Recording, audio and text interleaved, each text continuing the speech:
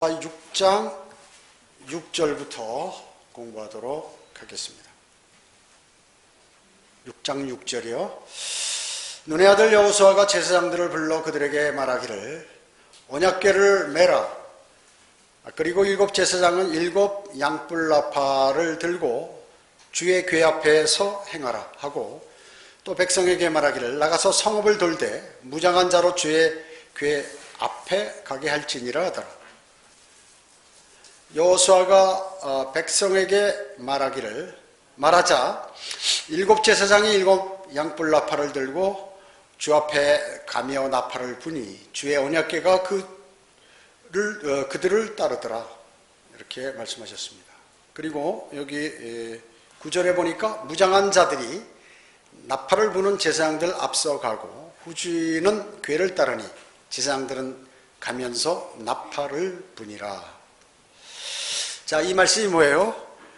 여기 7절에 보면 무장한 자들이 나오는데 지금 언약궤가 있고 그 언약궤 앞에 7 제사장들이 양뿔나팔을 불면서 가고 또 그 앞에 쉽게 얘기하면 전위라고 그래요. 군사용어로 전위. 뭐든지 전쟁을 하려면 그 앞에 경계조와 그 다음에 그 적들이 본대인 줄 알고 공격을 하면 그 본대에게 피해를 입지 않게 하기 위해서 맨 앞에 가는 병력들이 있어요. 그래서 그 맨 앞에 가는 그 병력들을 이제 전위라고 그러는데 그 사람들은 경무장을 하죠. 빨리 움직일 수 있게. 무슨 그 박격포라든지 큰 중화기를 갖고 가는 게 아니라 개인 소총을 갖고 이렇게 군대 같은 경우는 앞에 가면서 그 적들이 있나 없나 이렇게 하고 혹시 적들이 나서 공격을 하면 뒤에 알려서 전부 퍼져서 거기에 대비할 수 있도록 하는 그 병력들이에요. 그 병력이 누구냐 하면 요단강 동편에 있는 동편에 있는 3개 지파들이죠. 3개 지파들이 지금 그곳으로 이제 그 맨 전위로서 이렇게 행하게 되는 것입니다. 루벤과 갓지파 그리고 므낫세 반지파가 가는데 그 병력은 한 4만 정도가 되죠. 60만 중에서 4만 명이 맨 앞에 무장을 하고 경무무장을 하고 이제 앞으로 가는 거예요. 그러면 그 뒤에 제사장들이 7 제사장들이 나팔을 불고 그 뒤에 이제 언약궤를 보호해야 되니까 하나님의 계획이. 그리고 이제 그 뒤에 후위가 있어요. 그건 뭐냐면 언약궤를 지키기 위한 그 병력이 가고 그 뒤에는 이제 본대가 적어도 50만 명 이상의 군인들이 이제 거기 가게 되고 또 맨 뒤에 후방에서 공격하는 적을 막기 위해서 후위가 있고 또 측방에서 공격하는 그 적들을 위해서 측위가 있어요. 지금 여기 기록은 안 돼 있지만 여기는 전위하고 전방하고 후위만 이렇게 기록해 놨는데 측방에도 있다고 얘기죠. 적들이 측방에서 그 매복하고 있다가 공격을 하기 때문에 이렇게 이제 대형을 갖추고 이제 앞으로 나가게 되는 것입니다. 그래서 그 모든 그 인도는 누가 하나요? 그 언약궤가 지금 중심이 돼서 언약궤 뒤를 사실은 따르는 겁니다. 그 언약궤는 뭐예요? 거기 하나님의 말씀들이 거기에 있고 하나님이 거기에 임하시는 장소이기 때문에 이제 그들은 항상 전쟁할 때 언약궤를 하나님의 명령에 따라 앞세우고 전쟁을 하는 것이죠. 자, 이 의미는 무엇일까요? 모든 전쟁과 혹은 실제 전쟁과 또 여러분의 영적 전쟁 그 앞에는 주님이 먼저 싸우신다 그 얘기죠. 우리가 싸우려고 하면 어떻게 해요? 우리는 지는 거예요. 저게 강력한 공격으로부터 우리가 직접 다 받아야 돼. 그러나 주님이 앞에 가시면서 주님이 공격을 받으시면서 주님께서 그들을 제거해 주시는 거예요. 여러분 그걸 아셔야 돼요. 항상 이스라엘 백성 움직일 때는 그 앞에 언약궤가 간다. 그리고 영적인 그런 무장한 제사장들이 나팔을 불면서 그 앞으로 간다는 것을 이렇게 기억하셔야 합니다. 여기 10절에 보면 여호수아가 백성에게 명하여 말하기를 내가 너희에게 소리 지르라 명하는 날까지 너희는 소리 지르지 말며 너희 음성으로 소리도 내지 말며 너희 입에서 어떤 말도 내지 말고 있다가 그 후에 너희는 소리를 지를지니라 하더라. 이 소리가 뭐예요? 전쟁에 지르는 함성이죠. 여러분 옛날에 제작된 그러한 그 영화나 소설이나 뭐 이런 거 보면은 뭐합니까? 그 옛날 전쟁을 할 때는 전부 그 병력들이 맞서서 싸워요. 칼을 들고, 창과 칼, 활을 들고, 저쪽에 한 몇만 명이 서 있으면 이쪽에도 몇만 명이 있고, 같이 공격을 해요. 그러니까 얼마나 많은 사람이 죽겠어요. 그러니까 옛날 장수들이 대단히 용감하게 했던 것이에요. 칼과 활과 그리고 말 타고 직접 사람이 보는 앞에서 다, 지금은 어떻게 해요? 싸울 때. 미리 싸우기 전에 포로 다 상대방을 무력화시킨 다음에 이제 그 보병이 가면서 다 그냥 잔당을 제거해버리는 이런 전술 아니에요? 과거에는 어때요? 이렇게 그 로마나 유럽 사람들이 싸울 때도 마찬가지로, 그래서 이게 뭐예요? 그 창 길이가 9.3m나 돼. 기병이 맨 앞에 가는 거야. 그래서 창을 허리에 대고 말을 타고 달리면 저 앞에 있는 사람은 어떻게 해요? 말에 짓밟히거나 창에 찔리는 거예요. 창 길이가 9.3m야. 그러니까 그런 경보병, 기마병들이 나타나면 막 벌벌 떠는 거죠. 말이 많지 않잖아요. 가격이 많이 나가고 귀하니까. 그렇게 해서 싸운 다음에 뒤에 이제 그 다른 보병들이 가면서 나머지 다 이렇게 제거하고 이렇게 하는 거예요. 근데 그게 언제 바뀌었냐면 지금과 같은 그런 각계전투. 그러니까 뒤에서 앞으로 전진할 때 적이 총을 쏘니까 바위나 그 지형지물에 엎드렸다가 뒤에서 지원사가 가면 그때 앞으로 전진하고, 또 그 다음 조가 또 앞으로 뛰어나갈 때 그 조가, 앞에 나간 조가 사격해서 적이 고개를 들지 못하도록 하는 이런 각계전투라든지 이런 지금 현대전에 사용하는 이런 전술은 최초로 나폴레옹 때부터 시작한 거예요. 그래서 나폴레옹이 승리하는 거예요. 과거에 몽골의 징기스칸이 전 세계를 휘두른 건 뭐예요? 기동력이 강해서. 말들을 많이 키우기 때문에 게임이 안 되는 거예요, 이게. 가면서 그냥 말로 다 짓밟아버리면 그냥 이 보병이 서서 싸우면 그냥 말에 밟혀다 죽는 거예요. 그렇기 때문에 저 유럽까지 징기스칸이 점령을 했고, 그 과거에. 그 현대전의 나폴레옹은 뭐냐면 전부 맞붙어서 싸우는데, 이 나폴레옹 때부터는 이제 사격과 기동을 이렇게 사용함으로 해서 나폴레옹이 또 많은 나라를 점령하게 되었죠. 그런데 지금 여기에서는 이제 과거 고대이기 때문에 이런 전술을 쓰는 건데, 소리 지르는 것은 뭐예요? 적에게는 공포심. 여러분 어때? 데모할 때나 무슨 이런 것 때 와 소리 지르면 어떻게 해요? 그 상대에게 있으면 막 속이 벌벌벌 떨린다고요. 많은 소리에, 웅장한 소리에. 그래서 그렇게 했던 거거든요, 과거 전쟁에는. 그리고 아군들에게 뭐예요? 용기를 불러내기. 여러분 축구 선수들이나 무슨 배구팀 이런 사람들이 단체전 할 때 막 소리 지르면서 하는 거 왜 그럴까요? 자기들이 용기를 갖기 위해서. 지치니까 그 힘을, 소리를 내므로 해서 그 지친 것을 커버할 수 있도록 하기 위해서 이렇게 하는 거거든요. 그런데 여기서는 어떻게 했어요? 현대전과 같은 방법을 썼어요. 절대로 소리 내지 말라. 그 상대방이 뭘 하는지 모르는 거예요. 그래서 지금의 만약에 전쟁을 하게 되면 공격할 때까지 적이 공격하는 시간을 모르도록 기습 공격을 해야 되기 때문에 절대 그 전선에서는 기침소리도 나면 안 되는 거예요. 그런 사람 다 뒤로 빼는 거예요. 야간에 소리가 나면 말이죠, 엄청 멀리까지 몇 킬로까지 기침소리가 들려요. 산속에 울려서. 그러니까 조용하게 있다가 그 시계들만 보고 있다가 다 전쟁 준비를 하고 갑자기 그냥 막 포를 쏘고 나서 그냥 공격하는 거. 지금 여기는 지금 절대 소리 내지 마라 이렇게 얘기한 거예요. 7째 날에 여호수아의 명령이 있을 때만 소리를 지르라 이렇게 얘기한 거예요. 그래서 현대전은 공격 시 아주 조용히 침묵했다 공격하는 돌격, 동시에 갑자기 공격하는 거죠. 이스라엘 백성은 광야 40년 동안에 틈만 있으면 불평했어요. 그런데 일주일간 입 다물고 있으라니까 대단히 힘든 거예요. 여러분, 말이 많은 사람이 입 다물고 있으라면 말이죠, 대단히 고통스러운 것이에요. 어린아이들은 어떻습니까? 몸이 유연하고 계속해서 활동을 해야 이 몸에 힘을 얻기 때문에 꼬무락꼬무락대고 막 잠시도 가만히 있지를 못해요, 아이들은. 그래서 초등학교 가르치는 선생들은 그걸 알아야 돼. 아이들이 막 움직이고 이래도 걔네들이 그냥 다 듣는 거예요, 그게. 근데 그걸 너무 강압적으로 하게 되면 아이는 어떻게 해요? 그 강압적인 것만 생각하고 배우는 거를 몰라버리는 거예요. 그와 마찬가지로 실질적으로 이런 말을 많이 하는 사람이랑 움직인 사람은 이걸 해야 되는데 그걸 못하게 하면 고문이야 그게. 그러니까 이 사람들이 얼마나 지금 힘들었게. 단 한 가지, 하나님께서 명령하셨으니까. 만약에 우리가 하나님 명령에 거부하면 우리는 죽는다. 전쟁의 짐은 죽음이니까. 그렇기 때문에 할 수 없이 지금 참고 조용히 이렇게 할 수밖에 없는 상태입니다. 아무런 불평도 할 수 없어요. 그들은 아주 미칠 정도였을 것이에요. 말이 많잖아요, 이 사람들도. 특히 말이 많거든. 불평불만. 야, 이거 뭐야? 이렇게 도르라는 거야. 뭐야, 이거? 뭐 이런 것도 했는데 그런 말도 하지 말라는 거지, 일체.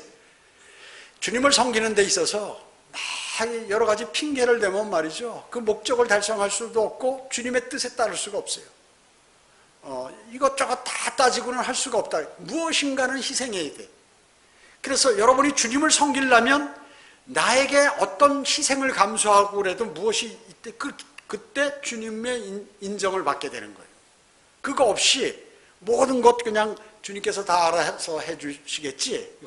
어리석은 생각, 어리석은 생각. 그러니까 이제 전부 이제 이렇게 조용히 하고 따르는 것이죠.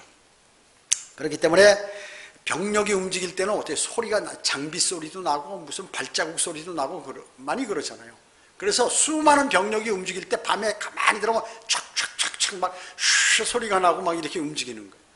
그러니까 야간에 이동할 때 그 소리가 멀리까지 가기 때문에 특히 야간에는 아주 그런 걸 조심해서 그 전술에 임하게 되는 거예요. 누가 이거 모르고 넘어져서 방아쇠라도 한번 땡기면 어떻게 되나요? 총소리가 빵 나면 기습 공격을 막 저 위에서부터 막 포탄이 날라오고 총알이 날라오는 거예요. 그러면 전멸하게 되는 거예요, 잘못하면.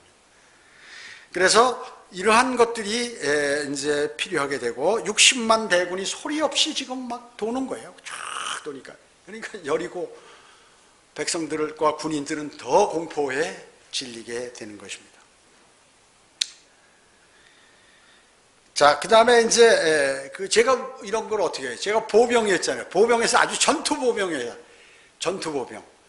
제가 전에도 말씀드렸죠. 군인 가운데에도 무슨 탱크나 몰고 포병이나 하고 뭐 비행기나 타고 배나 타고 이런 사람들은 전술을 그 자기 분야만 알지 전반적인 전술에 관해서 모르는 거예요. 그렇기 때문에 폭이 좁죠. 그 여호수아 같은 경우도 지금 이런 전쟁도 해보고 저런 전쟁도 해보고 하기 때문에 많은 경험을 하는 거예요.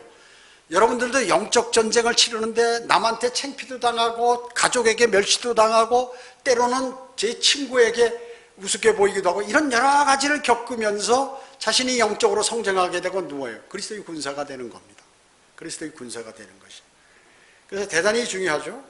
그리고 군인 같은 경우는 나중에 장군이 되고 전술을 진짜 잘하려면 여러 가지 과정을 거쳐야 돼.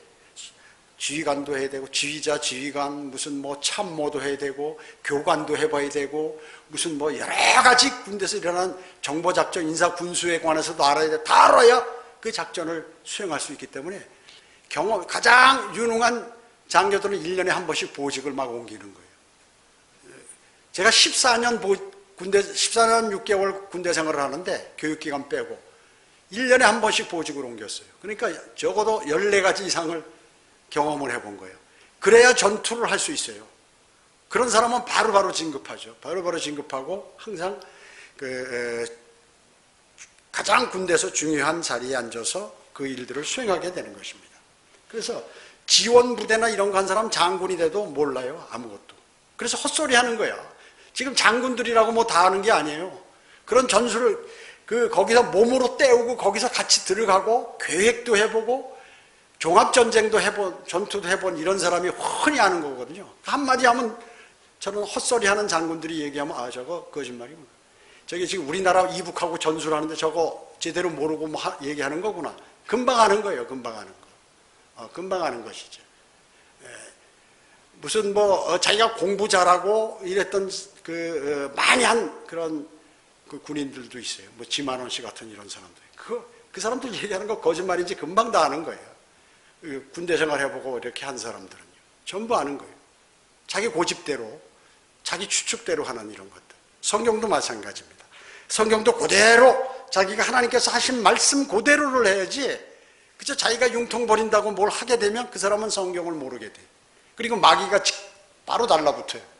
그래가지고 한없는 상상력을 부여해서 성경을 변개하게 되고 또 교리를 변개하게 되고 이렇게 하는 것이다 말씀이죠. 그래서 여호수아는 전쟁 경험이 많고 용감한 장군이었지만 하나님께서 지시하는 대로 그대로 수행한 거예요. 명령한 대로 행한 거예요. 그래서 전쟁에 승리하잖아요. 자, 11절 보겠습니다.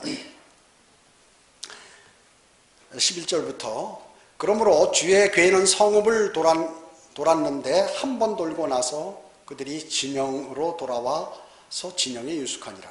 하루에 한 바퀴 돌고 다시 숙소로 돌아와서 텐트 친 데로 와서 이제 다 잔다 그 얘기죠. 그리고 그 다음날 여호수아는 아침 일찍 일어났으며 제사장들이 주의 궤를 매더라.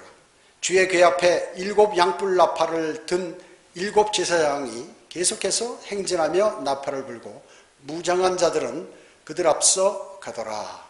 아까 제가 설명한 대로 그 내용이죠. 그러나 후진은 주의 뒤를 따라가고 제사장들은 나팔을 불며 행진하더라. 둘째 날에도 그들은 성읍을 한 번 돌고 진영으로 돌아오니라. 그들은 6일 동안 그렇게 행하고 하루에 한 번씩 행하고 7째 되었을 때 그들은 그날 새벽에 일찍 일어나서 그 성읍을 같은 방법으로 7번 돌았으니 그들은 그날에만 성읍을 7번 돌았더라. 자, 7째 날이 무슨 날이에요? 안식일이죠. 안식일 날 움직이네. 안식일의 주인은 누구예요? 주 예수 그리스도께 안식일의 주인이 도로라면 도는 거야. 예수 그리스도께 안식일에 병자를 고쳐놨다고 바리새인 서기관들이 비난하는 거예요. 근데 그러니까 주님이 뭐라고 그랬어요? 나는 안식일의 주인이야. 안식일을 만든 사람이 나야. 만든 자가 바로 나야 하면서 그 얘기인데 말귀를 못 알아들어. 바리새인들은. 인간들은 안식일날 움직이면 안 되지만 주님은 만든 사람이기 때문에 내가 너희들 움직여라 하면 주님의 지시를 따라야 돼. 그렇잖아요? 여러분 운전할 때 여러분 그 운전면허 시험 볼 때 배우잖아요. 파란 붉은 신호등이야. 그럼 뭐예요? 차가 서야죠. 정지선 전에 딱 서야죠. 근데 경찰이 그거 보고 있다. 빨간불인데 가세요 하면 누구 말이 우선이에요? 경찰 말을 듣는 게 우선이에요. 신호보다. 근데 경찰이 없을 때는 교통경찰이 없을 때는 신호를 그대로 따라야 돼요. 교통경찰이 있으면 그 신호등보다 경찰관의 명령이 우선이다. 그게 마찬가지예요. 율법이 그렇게 돼 있어도 그것을 만드신 하나님께서 하라. 그러면 그게 맞는 거라고 얘기죠. 무슨 말씀인지 아셨죠? 근데 이 고지식한 이 바리새인 서기관들은 그저 그것만 따지는 거예요. 융통성이 없어. 융통성이라는 게 멋대로 하는 게 아니라 하나님 말씀, 하나님께서 명령하시면 그걸 지켜야 되는데 예수 그리스도 메시아가 말씀하면 그걸 지켜야 되는데 자기들 고집대로 하는 것이. 부모가 믿은 대로 우리 장로교, 감리교 총회 몇 수십 년 전, 몇백 년 전서부터 믿었던 그대로를 믿는다? 잘못된 거예요. 하나님 말씀을 들어야지. 말씀대로 해야죠. 그래서 교회가 이렇게 썩어버린 거예요. 자기 멋대로 하기 때문에. 자, 보세요. 그리고 16절에 보면 7번째 돌 때 제사장들이 나팔을 부니 이제 다 돌고 이제 마지막에 나팔을 막 크게 부는 거예요. 보통 나팔보다 더 크게. 백성들에게 말하기를 소리 지르라. 주께서 너희에게 이 성읍을 주셨느니라. 그러잖아요. 소리 지르고 내 명령대로 하라 그 말이 아니라 주님께서 이렇게 말씀하셨고 그리고 이 성읍도 주님이 주셨으니까 너희는 그냥 올라가서 나머지 잔당이나 다 처리해버려라. 그 말씀이에요. 17절에 이 성읍 즉 성읍과 그 안에 있는 모든 것이 주께 저주받은 것이라 창녀 라합 즉 그녀와 그녀 집안에 그녀와 함께 한 모든 사람은 살 것이니 이는 그녀가 우리에게 보낸 사자들을 숨겨줬습니다. 아주 이제 정확하게 명령할 때 하나님의 사람들이 이렇게 약속을 정확하게 지키는 것이. 18절에 보면 너희는 어쨌든지 저주받은 물건으로부터 스스로 주의하여 저주받은 물건을 취하여 너희 자신도 저주받지 않도록 하고 이스라엘 진영으로 저주를 받거나 고통을 당하지 않도록 하라. 이렇게 말씀하셨어요. 여기 중요한 게 뭐예요? 저주받을 물건. 17절에 18절에 다 나왔어요. 근데 17절에 저주 받을 것이라, 이 성읍이 저주 받을 것이라, 이 주께 저주 받을 것이라, 요 구절이 빠져 있어요. 삭제되어 있어요. 개역성경에. 대단히 중요한 거거든요. 저주. 그 다음에 18절에 저주받은 물건, 이것도 삭제되어 있어요. 개역성경에. 그 다음에 그것으로부터 스스로 주의하여 저주받은 물건을, 그것까지가 다 삭제되어 있다 그 얘기죠. 자, 이 저주받을 물건, 이 중요한 거, 그럼 요게 빠져 있으면 뭐예요? 저주받으라는 거예요? 물건을 멋대로 갖고 가서 저주받으라는 얘기 아니에요. 이게 대단히 중요한 거거든요. 즉 탐심하고 연결이 된 중요한 단어예요. 만약에 이스라엘 백성들이 이 저주받을 물건에 관해서 강조한 것을 못 들었다면 모두가 저주받았을 거예요. 하나씩 훔쳐 넣었을 거 아니에요. 눈앞에 보이는데, 여기 금덩어리 보는데 아무도 안 보지. 쓱 집어넣죠. 누구나. 하나님께서 명령하셨기 때문에, 사람은 못 봤지만 하나님은 아시기 때문에 너 그 저주받는다. 그 말씀이에요 이게. 근데 그걸 빼버렸다? 그럼 뒤에 말이, 그 악한이 그거 저주받을 물건을 바벨론 옷하고 금덩어리 하나하고 그리고 은 한 푸대하고 이거를 감춰놓은 것이 그 말이 안 통한다 그 얘기죠. 이 중요한 말을 사탄이 빼버린 거예요. 저주받을 물건에. 그리고 전쟁에 지는, 아이성 전투에서 지는 원인이 된 이 중요한 내용을 빼버렸다 그 얘기죠. 정말 사탄의, 개역성경은 개정판하고 사탄의 성경이에요. 정말로. 이게 한두 군데가 아니야. 이거 말고도 말이에요. 중요한 게. 그래서 사탄의 성경이라고 하니까 장로교에서, 야, 우리가 사탄 되면 안 되지. 저쪽을 이단으로 몰아버리자 해서 총회에서 이단으로 결정했다 그 얘기죠. 이단의 이유가 없어. 이단이 자기 성경만 옳다고 하는 게 이단이래. 세계에서 가장 많이 팔리고 가장 많이 변개된 게 없고 없음이란 글자도 없고 하는 이 성경, 미국을 건립한 성경, 뭐 이게 왜 이게 자기 성경만 옳다는 게 이게 뭐가 잘못됐냐 그 얘기죠.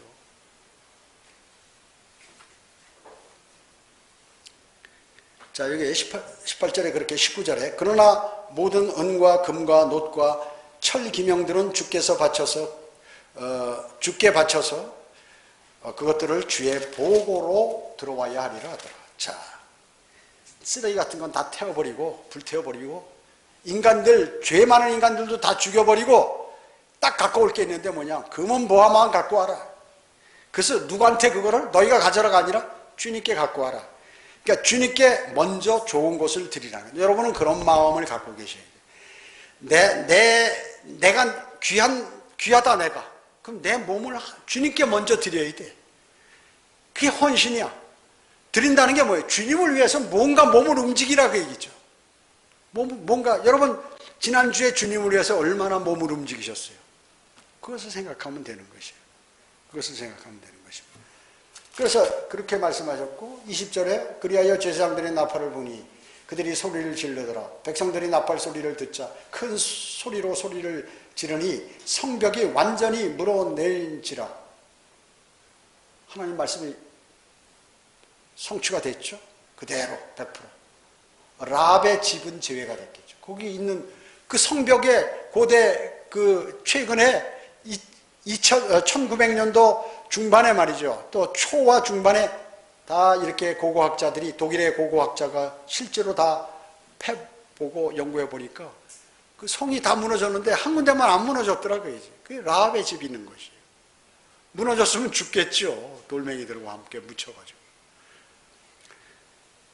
자, 이렇게 이제 그 소리를, 바벨론이 아주 완전히 무너졌어요. 자, 이 무너진 게 말이죠. 바벨론이래. 여리고 성이 무너졌죠. 이게 앞으로 무너질 바벨론을 얘기하는 거예요. 영적 바벨론. 뭐예요? 바티칸이에요. 바티칸. 로마 바티칸이에요. 여리고는 전투 준비를 완벽하게 했겠죠. 예, 여리고는 아마 극도의 혼란과 긴장 속에 쌓였을 것이에요. 이게 뭐 싸움을 하는 게 아니라 나팔 불면서 행진만, 자기 성만 돈다 그 얘기죠. 여리고 작전에 이루어진 모든 것들, 그 세부 상황, 이런 것들은 지금 제가 읽은 그 내용 아주 쉽게 간단히 이렇게 무너져 내렸어요. 근데 이 가짜들은 또 뭐냐면, 야, 그 당시에 추적해 보니까 그 당시 거기 지진이 있었다. 그래, 지진으로 무너진 거다. 이렇게 얘기한다고 얘기죠. 지진으로 그건 누가 하는 짓이에요? 마귀가 하는 짓이죠. 마귀가 하는 짓이다. 주님의 일은 쉽고 간단합니다. 인간들은 무슨 작전 계획을 짜고 지원 사격을 어떻게 하고 그 다음에 어떻게 적들을 포위하고 뭐 하는 방법들을 연구해서 하고 노력하고 하죠. 주님은 그냥 간단히 끝내요. 15절에 보면 7일째 돌았고 전투를 하게 되죠. 예, 안식일을 위반한 거 이것은 하나님의 지시예요. 두 가지 교훈이 있습니다. 은혜, 하나는 은혜. 주님의 은혜. 안식일을 안 지켜도 죽지 않는구나. 또 광야에서 40년 동안 할례를 행하지 않아도 죽어야 되는데 모든 백성이 할례 행하지 않았는데 하나님께서 살려주셨어요. 다윗이 그 제단에 있는 그 성막 안에 또 성전 안에 있는 성막 안에 있는 그 빵들이라도 차려놓은 빵 있잖아요. 이런 거 먹으면 안 되지. 아무나 들어와서. 다윗은 먹었어요. 배고파서. 하나님께 용서해 주셨죠. 자, 법을 만드신 분이 하나님이에요. 하나님의 사람이 정말로 힘들고 그랬을 때 주님께 간구드리고 그 한 일에 관해서 하나님께서 용서해 주시는 거예요. 그걸 아셔야 돼요. 자기의 아들이 실수해서 잘못하는 거예요. 배고픈데 엄마가 먹지 말라는 거 해가지고 놓고서 멀리 떠나는데 부득이한 사정으로 며칠간 못 왔는데 그 아들이 먹어요. 먹지 말라는 엄마의 지시를 위반했어도 그 엄마가 그러면 야 임마 이거 왜 먹었냐 그렇게 얘기합니까? 하나님의 사람의 특권이 바로 그런 것이에요. 여러분이 지은 죄들 자백하면 주님은 용서해 주신다 그 얘기죠. 그는 의롭고 신실하셔서 우리의 죄들을 자백하면 용서하신다. 요한일서 1장 9절에 그렇게 말씀하고 계시는 것이죠. 자, 그렇기 때문에 지금 여기서 위반했지만 그 은혜를 받았고 또 초림 때 예수 그리스도의 삶을 우리가 이제 여기에서 증거하는 것으로서 볼 수도 있는 것이에요. 왜? 안식일에 치유를 행하셨. 주님께서 종교 지도자들은 고백했어요. 그럼 그 사람들이 진짜 안식일 다 지키느냐? 아니에요. 뒤로는 안 지켜. 자기가 기르는 가축들은 굶어 죽을까봐 안식일에도 밥을 주는 거예요. 걔네들도 굶겨야 되는데. 그리고 자기는 안 먹었다고 이제 그러는 거죠. 가축을 기르면 가축을 사랑하게 되잖아요. 하나님보다 가축을 더 사랑하는 거예요. 그러면서 안식일 예수 그리스도께서 죽어가는 사람들, 또 환자들 이런 거 고쳐주고 살렸다고 말이죠. 그거 가지고 안식일 안 지켰다고 막 난리치는 거죠. 대화가 안 되는 거예요. 그러니까 주님께서 나는 안식일의 주인이야. 누가복음 6장 5절에서 그렇게 말씀하셨어요. 그 말은 뭐예요? 내가 주인이기 때문에 내가 허락하면 되는 거예요. 그 말씀이죠. 17절에서 보면 여리고 성읍은 저주받을 것이라고 그랬죠. 저주받을 것. 이건 이제 큰 바벨론 아까도 말씀드렸지만 이 저주받은 물건과 다 그 도성 저주받은 물건 다 연계가 된다 그 얘기죠. 저주받은 물건은 뭐예요? 약탈물이죠. 약탈물. 주님께서는 은과 금, 철기, 기명들은 이제 주님의 보물창고로 드리라고 하셨죠. 19절에 나머지는 철저히 파괴하고 죽이라고 명하셨습니다. 근데 단 한 가지 어떤 탈출물도 너희가 개인적으로 가져서는 안 된다 하는 것이. 그런데 아칸이 바로 아름다운 바빌론 옷 너무나 입고 싶은 거야. 한 번도 입어보지 못해가지고 야 저거 좋은데 저거 한번 입어봤으면 해가지고 탐나서. 왜 이름이 바빌론제 옷일까요? 앞으로 무너질 저주받을 물건이라 그 얘기죠. 바빌론, 무너질 바빌론, 영적 바빌론. 현재 요한계시록 17장 18장에 나와 있는 로마 카톨릭 본산지인 로마 바티칸을 얘기하는 것이죠. 그래서 바빌론제라고 탁 하나님께서 기록해 놓으신 거예요. 옷 한 벌과 은 200세겔 50세겔의 금덩이 하나. 저주받은 물건들이고 십계명의 10번째 탐내지 말라. 그것을 위배한 거예요. 위배한 거예요. 탐냈어요. 탐심으로 가득 찬 악한의 죄였고 1차 아이성 전투에서 패하게 됩니다. 그것 때문에. 자, 아까도 말씀드렸지만 17, 18절에 저주받은 이란 단어를 제거해버리면 탐심이라는 것을 제거하게 되는 것이에요. 그래서 저주와 탐욕은 동반되는 것인데 이걸 제거해버렸다 그 얘기죠. 베드로후서 2장 14절에 그들의 마음이 탐욕으로 단련되었으며 저주받은 자식들이라. 누구예요? 소돔과 고모라를 얘기할 때 탐욕으로 그리스도인도 탐욕으로 단련되면 어떻게 해요? 저주받는다, 징계받는다 하는 것이죠. 신약의 하나님의 자녀로서 우리의 혼은 저주받을 수 없죠. 그러나 우리는 저주받지 않습니다. 혼은 저주받지 않아요. 왜냐하면 그리스도께서 우리를 위하여 저주가 되셔서 율법의 저주로부터 우리를 구속하셨기 때문에 그런 것입니다. 그러나 여러분의 몸은 어때요? 저주받을 수 있습니다. 여러분의 몸은 하나님의 말씀에 위배하거나 죄를 짓거나 그러면, 또 죄를 짓고 자백을 안 하면 여러분의 몸은 저주받을 수 있어요. 로마서 8장 13절에 너희가 육신을 따라 살면 죽을 것이나, 진짜 죽는 거예요. 이게 육신적으로 계속해서 하잖아요. 주님 말씀 위배하고 알면서도 막 끝까지 자기가 밀고 나가잖아요. 그 사람 먼저 병들어서 죽어요. 대단히 중요한 것입니다.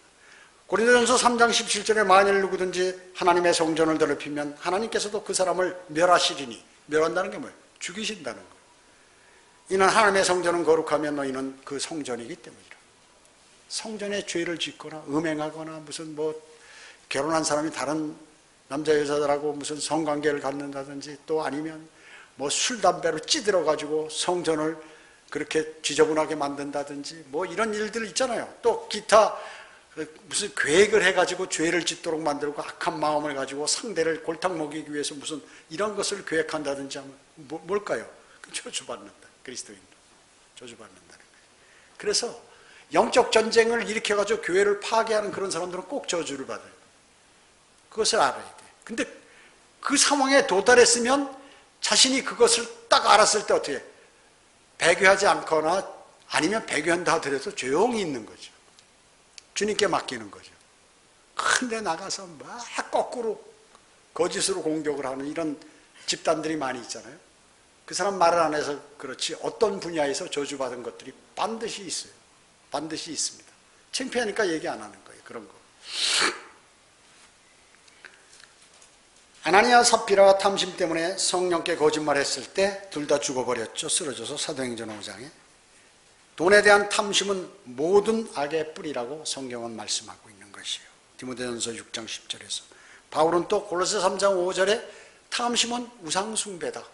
우리가 생활하는데 필요한 것들이 있어요. 또 내가 풍요하게 주님께서 복을 주셔서 누릴 수 있어. 그런데 그것을 가지려고 말이죠.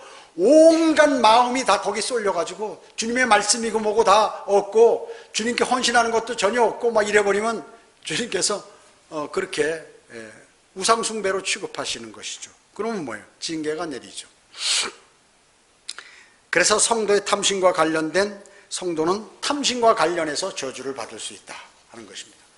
하나님께서 모든 것을 창조하셨기 때문에 세상에 속한 모든 것은 하나님께 속해 있어요. 땅, 집, 여러분의 돈, 여러분의 건강, 여러분의 몸, 모든 것이 소유권이 누구에 있냐면 하나님께 있는 거예요. 그것을 아셔야 돼, 그리스도인은.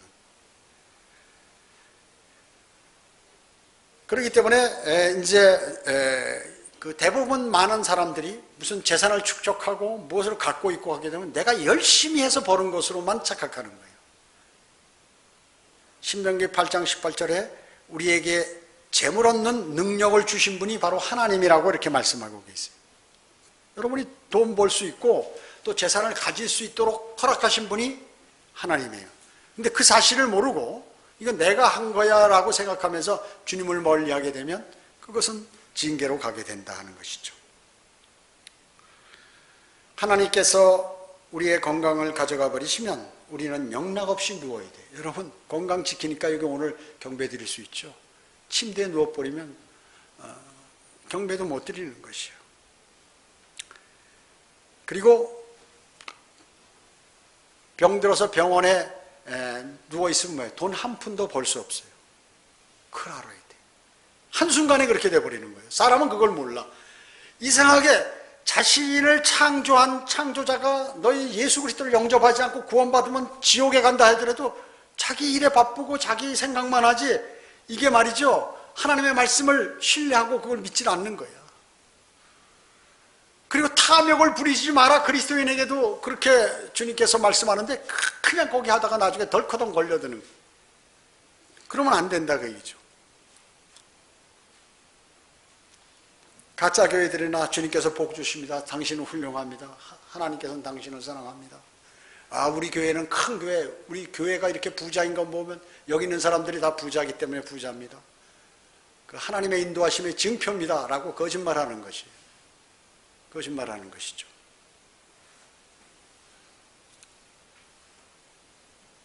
기쁨으로 드리는 것이 탐심을 죽이는 것이라고 고린도후서 9장 7절에서 말씀하고 계시는 것입니다. 주님께 드려진 것들도 다른 목적으로 물론 사용하면 안 되겠죠. 여리코는 예언적으로 신비의 바빌론과 관계에 있습니다. 저주받을 물건은 바빌론 옷과 금덩어리 그리고 그 은 한 자루였어요. 바빌론제 옷은 큰 창녀가 입은 세마포와 자주색과 주홍색 옷과 같은 것이에요. 또 그녀는 금과 보석과 진주로 장식을 했다고 요한계시록 17장 4절에서 말씀하고 있는 거예요. 다 여기 예표예요. 하나님께서. 상품 목록에는 금과 은이 있죠. 예, 계시록 18장 12절에 그 성읍은 음행 위에 세워졌을 뿐만 아니라 탐심 위에 세워진 바티칸 베드로 대성당을 짓기 위해서 뭐예요? 예, 성전 세일을 거뒀잖아요. 야, 이거 하늘나라 가기 위해서 이 성정 짓는데 돈 내면 하늘나라 간다 하니까 전부 사람들이 말이죠. 그래서 그걸 파는 거야. 그 쪽지를 팔아가지고 돈하고 바꾸고 말이죠. 이래가지고 만든 거예요. 어마어마하게 돈 들어갔거든요. 저거 짓는데. 기간도 대단히 오래됐잖아요. 그리고 실제 천장에 몇십 톤의 그 금이 거기 쫙 깔려 있어요. 금으로 발라놨어요. 금으로 발라놨어요. 미래의 바빌론이 불로 완전히 태워진다는 요한계시록 18장 8, 9절의 말씀 그대로를 우리가 기억나도록 주님께서 이 구절을 알려주시는 것입니다. 고만 목사님이 그렇게 말씀하잖아요. 거기서 이제 빼앗은 그러한 아마겟돈 전쟁이나 이런 데서 빼앗은 로마 카톨릭에서 빼앗은 금과 은은 천년왕국 때 그 성전 만들 때 주님이 쓰실 수도 있다. 이렇게 말씀하고 계시는 거예요. 지금 여기서 그러잖아요. 금과 은과 뭐 이런 것들, 철들 다 갖고 오라. 주님의 전에 갖다 놔라. 이렇게 말씀하잖아요. 앞으로 사용될 것이죠. 여호수아 6장 17절에 보면 두 사람의 사자들이 아니고 사자들이라고 했죠. 원래는 정탐꾼인데 왜 사자라고 했을까요? 이 공식적인 그러한 말씀을 우리가 기억나도록 하는 거예요. 대환란 때 모세와 엘리야 그 두 증인을 생각나게 하는 거예요. 요한계시록 11장에 나와 있는 두 정탐꾼이 라합에게 맹세한 그 서약을 완전히 지키는 것을 볼 수 있죠. 라합은 창에 뭐가 늘어져 있어요? 주홍색 줄이 매달려 있어요. 그래서 이스라엘 군대들이 행진할 때 말이죠. 돌 때 그걸 다 본 거예요. 알았지? 저 집은 공격하지 말라는 것. 저 집에 있는 사람 다 살려주라는 얘기. 주님의 보혈을 받아들인 모든 사람은 멸망당하지 않는 것입니다. 않는 것이에요. 라합은 믿음이 있었죠. 그래서 히브리서 11장 31절에 라합의 믿음에 관해서 칭찬하고 있습니다. 약속을 지키고 두 정탐꾼을 배신도 안 하고 그리고 즉시 살려주고 주홍색지를 매달아 놓고 이렇게 했습니다.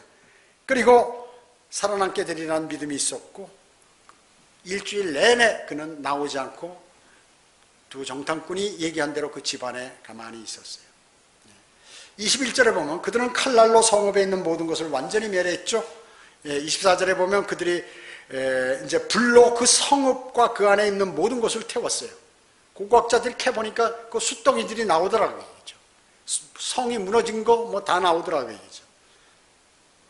다시 강조하면 이 사건은 예표적으로 주님의 재림을 보여주는, 주님이 재림하시면서 요엘 2장 1절에 보면 너희는 시온에서 나팔을 불고 이렇게 말씀해요. 그러니까 여호수아 6장 20절에 보면 성벽을 무너뜨린 나팔 소리죠. 요엘 2장 1절에 보면 내 거룩한 산에서 경고의 소리를 내어 그 땅의 거민들로 떨게 하라. 재림 용어거든요. 이게 요엘에 지금 여기서 고함을 지르므로 이 여리고 백성들이 벌벌벌 떠오른 것이에요. 요엘 2장 2절에 보면 많고 강한 사람들과 이 같은 일은 전에도 없었고 또 이후에 곧 많은 세대들의 후에도 연후에도까지도 다시는 없겠다. 아마겟돈 전쟁, 주의 군대들 이런 것들이 나오는 것입니다. 자, 그래서 이 여호수아의 오늘 여리고 공격은 앞으로 있을 재림에 관한 내용, 또 아마겟돈 전쟁, 또 바벨론의 멸망 이런 것들에 관한 정확한 예표예요. 여호수아가 뭐예요? 신약의 여호수아가 예수 그리스도 아니에요? 같은 말. 예수, 그 다음에 여호수아 다 같은 말이에요. 다 같은 말. 헬라어로 쓰냐 히브리어로 쓰냐에 따라서 틀린 것이죠. 그 정확하게 이런 내용을 보면 앞으로 일어날 예수 그리스도께서 재림하셔서 어떤 일을 수행할 것인지 하는 예언이 있는 요한계시록의 내용과 일치한다 그 얘기죠. 하나님의 말씀은 대단해요. 그래서 성경의 저자는 성령님이에요. 성령님께서 하나님의 사람을 통하여 기록하도록 불러주면 기록만 한 것이에요. 사람이 쓴 게 아니다. 그게. 사람이 쓰면 이런 거를 할 수가 없어요. 그렇게 다 일맥상통하게 할 수 없다는 그러한 말씀인 것이죠. 자, 기도드리겠습니다. 전능하신 아버지 하나님 감사드립니다. 주님의 능력은 정말 위대하십니다. 이렇게 주님은 주님의 능력으로 여리고 그 철옹성 같은 여리고성을 무너뜨리고 이스라엘 백성들이 그 성을 주님의 명령에 따라 점령할 수 있도록 인도해 주심을 감사드립니다. 우리는 이 땅에서도 이와 같은 실제 전쟁과 비슷한 영적 전쟁을 치르고 있습니다.